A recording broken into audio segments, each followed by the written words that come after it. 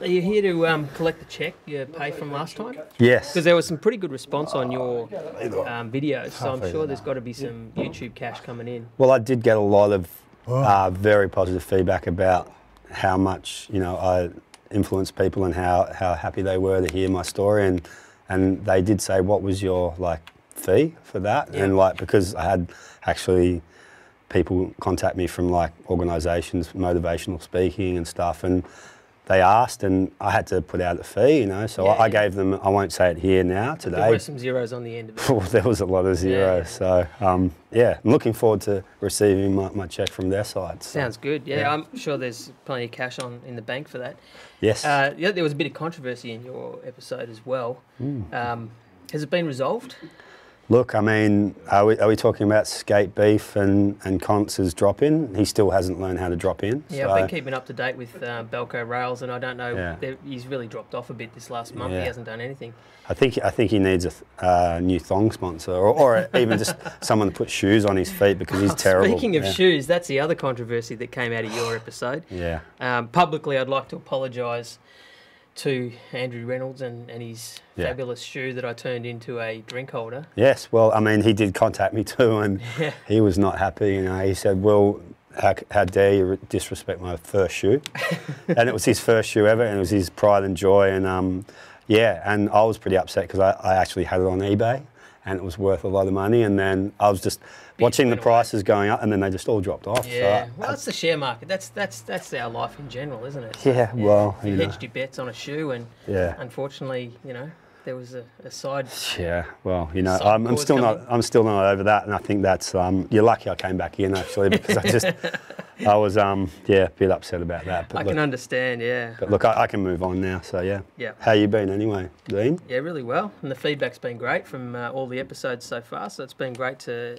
Your episode was one of the ones that we got a lot of feedback from some of the more mainstream skate media, which we wouldn't normally have probably had exposure to with some of the previous guests that we've dealt with on here, which is great that we're able to get more their side out to more people. Yeah. So that's fantastic. Well, it's pretty humbling that people actually want to hear your story. So it felt like it was 10, 20 minutes, type thing. But yeah, I've got so much to say, and if you know me, and you probably don't know half the story type thing. Yeah, but Isn't it amazing too? We sat and chatted for nearly 2 hours or whatever it would have been, and there's still more. Yeah. There's so much more. It's one of those things that you just, once you start talking, and there's so many stories, and then funny stuff there, some funny, just connections, and it's cool. Yeah. That's what skating. It's why skating's so awesome, because it just gives so much. And it does, doesn't it? It's a lifestyle. It's not just a trick on a board. It's so much, friends and everything. It's non-judgmental, and it's a way of life type thing, and that's why I'm so glad to have Junior here today, because